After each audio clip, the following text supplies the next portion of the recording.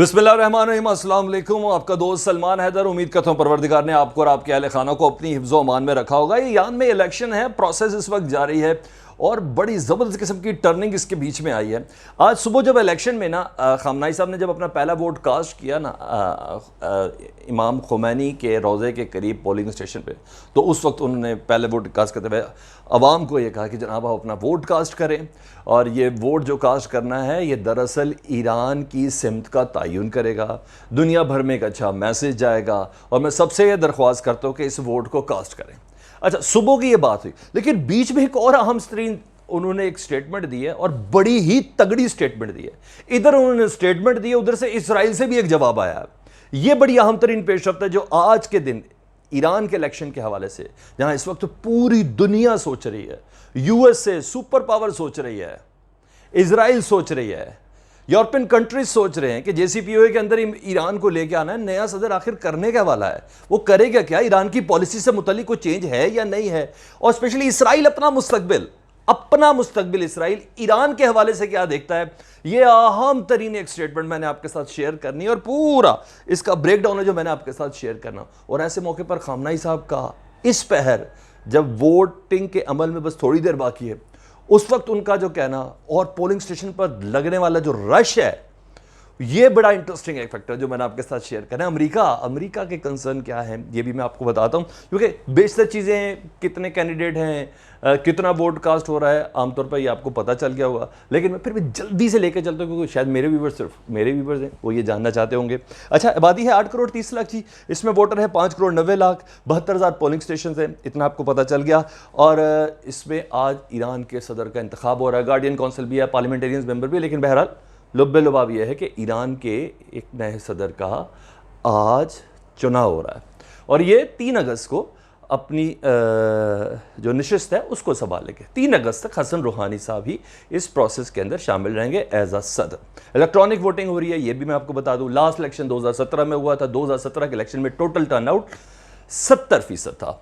और इस बार जो एक्सपेक्ट किया जा रहा है, क्योंकि इस बार जो ईरान के इलेक्शन के हवाले से गैर मुल्की ताकतें, स्पेशली वो ताकतें जो बकौल खामनाई साहब के नक्शे पे ही ईरान को पसंद नहीं करती, उन्होंने भरपूर ज़ोर लगा लिया साइबर हमलों के थ्रू, उन्होंने भरपूर ज़ोर लगा दिया ऐसे एक एक कमरों के अंदर बैठे हुए टेलीविजन्स के थ्रू कि ईरान की आवाम को अपने हक़ के खुद इरादियत से दूर रखने के लिए कि किसी तरह वोट कम से कम कास्ट हो।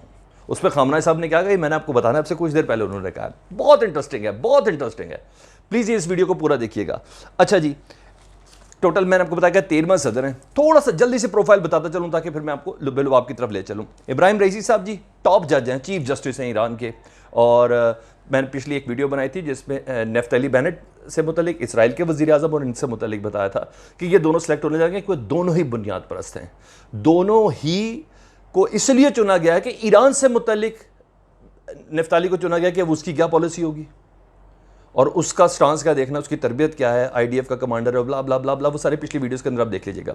इसी तरह जो रईसी साहब हैं उनसे मुतलिक है कि क्या ये ईरान का जो बेसिकली काज है, रहबर मौज़म का जो काज है, खामनाई के राइट हैंड रहे हुए हैं, उस काज को ये लेके आगे चलते हैं कि नहीं चलते हैं, और इस बिना के ऊपर इनको खामनाई साहब की सपोर्ट भी हासिल है।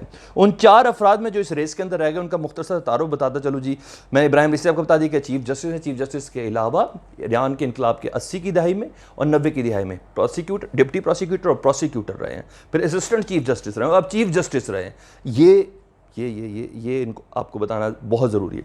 और साथ साथ 80 और 90 की दहाई में 5000 अफराद की एग्जीक्यूशन जो हुई थी ना ईरान के अंदर, जो इस इनकलाब के अगेंस्ट थे, जो इस खुमैनी के इनकलाब के अगेंस्ट थे, उससे मुतलिक उनकी एग्जीक्यूशन एज ए प्रोसिक्यूटर और एज ए असिस्टेंट प्रोसिक्यूटर इनका बहुत अमल दखल काउंट होता है। कहते हैं कि उन 5000 के अंजाम को पहुंचने के लिए उन 5000 अफराद के जो इनकलाब के ख़िलाफ़ थे, उनकी एग्जीक्यूशन में इन साहब का बहुत ज़्यादा किरदार है। तो एक छोटा सा स्केच आपको समझ आ गई। अच्छा, दूसरा अब्दुल नासिर हिमानी, और ये सेंट्रल बैंक के चीफ़ हैं जी, और मॉडरेट तस्वुर किए जाते हैं। एक हैं गजीज़ादा, ये कानूनदान है, एक है मोहसिन रज़ाई, ये हेड ऑफ़ ईरान एक्सपेंडरी डिसरेंट समिट के, ये भी एक सरबराह हैं। इतनी हमें समझ में आ गई। ईरान के ख़िलाफ़ इस वक्त जो सबसे बड़ा मोर्चा गर्म किया हुआ ना, वो है इसराइल ने किया। इसराइल के पहले मैं ख़तरात आपको बता दूँ ईरान से मुतालिक, स्पेशली आज जो उन्होंने कहा है। उन्होंने कहा है कि ईरान के ख़िलाफ़ जो हमारी पॉलिसीज़ है उसमें किसी हद तक कोई चेंज नहीं आएगा। रेफरेंस आपको बता रहा हूँ, वॉइस ऑफ इसराइल और स्पुतनिक, जिसमें डॉक्टर राज ज़ैमट हैं, ये रिसर्च फेलो है नेशनल सिक्योरिटी इंस्टीट्यूट इसराइल के। उनके कहने के मुताबिक ईरान के न्यूक्लियर प्रोग्राम जारी रहेगा, चाहे जितनी मर्जी JCPOA की मीटिंग्स हो जाएं, यूरोप और अमेरिका के दरमियान जो मर्जी हो जाए ईरान को लेके, ईरान अपना न्यूक्लियर प्रोग्राम जारी रखेगा उनके मुताबिक।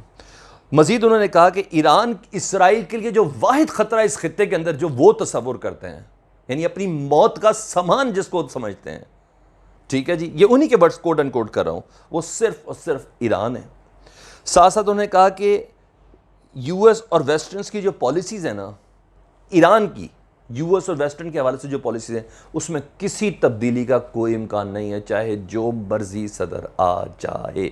और स्पेशली रईसी साहब से मुतालिक, इब्राहिम रईसी साहब से मुतालिक इनका ये मानना है।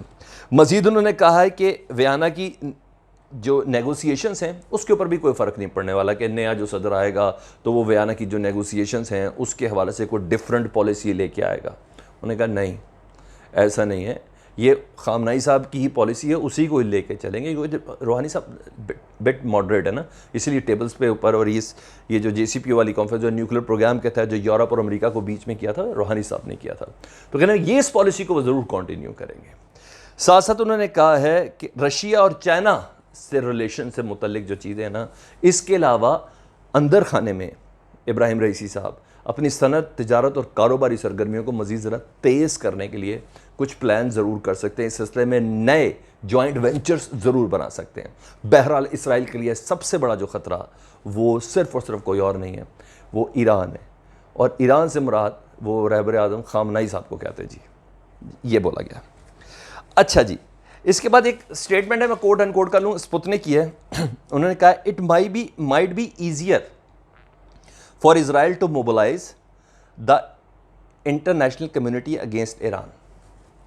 और इन पॉलिसी और सख्तगीर साहब के आने के बाद इज़राइल के लिए आसान हो जाएगा कि वो ईरान के ऊपर इंटरनेशनल कम्युनिटी को इकट्ठा करे और मज़ीद सैंक्शंस लगा सके। इस ख़तरे का इजहार और थोड़ा अपने आप को कन्वीनियंट किया है इस बिना पर। लेकिन खामनाई साहब ने भी जो कह दिया ना, उन्होंने कहा ज़्यादा से ज़्यादा वोट डालो, क्योंकि दुश्मन ताकतें मुतहर्रिक हो चुकी हैं कि आज वोट का टर्नआउट कम हो और उनको कामयाब आपने नहीं होने देना। उनका यह कहना था कि ईरान पर दबाव डालना चाहते हैं कम टर्नआउट की वजह से, ताकि ये जो दबाव है दुनिया कह सके कि जमहूरी कुव्वत कैसे बन गई, जमहूरी हुकूमत कैसे बन गई कि जब वोट का टर्नआउट इतना थोड़ा है। अगर 30%, 40% या 45%, तो दुनिया कहेगी 55% ने तो अपना हक राय दही इस्तेमाल नहीं किया, यानी वो इस रजीम के और ईरान की स्पेशली खामनाई साहब की जो पॉलिसीज़ हैं उनके अगेंस्ट है। तो खामनाई साहब ने कहा ऐसा होने ना देना, ये पूरी गेम है और इस गेम के अगेंस्ट खड़े होना है। उन्होंने कहा मैं एहतराम ज़रूर करता हूँ कि आप मॉडर्नाइजेशन की तरफ जाना चाहते हैं, आप पॉलिसीज़ के हवाले से कुछ चेंज करना चाहते हैं, लेकिन आज वोट के हक़ को ख़त्म ना करना, अपना वोट डालने ज़रूर जाना। मज़ीद उन्होंने कहा कि गैर मुल्की प्रोपेगेंडे की तरफ ध्यान ना दें। इस वक्त ताकतें लगी हुई हैं और ईरान किसी तौर पर भी अपने स्टांस से पीछे नहीं हटेगा। ये खामना साहब ने जब कहा तो इस वक्त जो पोजीशन है ना पोलिंग स्टेशंस पर लाइनें लगी हुई हैं वोट डालने की, यानी किसी ने अगर सोचा भी था ना तो वो भी है। तो एक्सपेक्ट ये किया जा रहा है कि टर्नआउट 2017 का रिकॉर्ड ब्रेक ज़रूर करेगा। तो ये अपडेट थी जिसमें इजराइल की रिजर्वेशन और फिर खामनाई साहब का मिडल ऑफ द इलेक्शन ये जवाब आना नहायत ही काउंटेबल है। कमेंट्स में मुझे ज़रूर आगा कीजिएगा, चैनल सब्सक्राइब कर दें, बेल आइकॉन दबा दें। अल्लाहुम्मा सल्ली अला मुहम्मद व आले मुहम्मद।